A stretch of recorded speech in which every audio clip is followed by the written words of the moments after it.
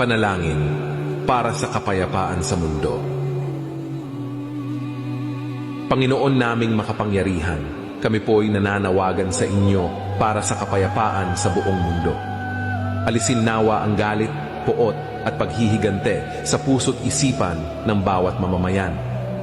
Palitan ito ng pagmamahal, pakikiisa at pagsasama-sama ng lahat.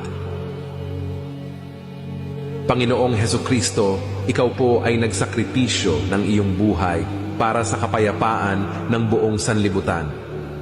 Patnubayan mo po kami sa landas ng katarungan, pagkakapatiran at pagkakaisa ng lahat ng tao saan man sa mundo. Mahal na Espiritu Santo, patnubayan mo ang aming mga puso at isip upang mapuspos ng iyong biyaya. Palayain mo po kami sa anumang galit, inggit, selos at pagnanais ng paghihiganti. Palakasin ang aming pananampalataya at pag-asa para sa tunay na kapayapaan. Amang sumasalangit, patnubayan mo po ang mga pinuno at namumuno sa bawat nasyon.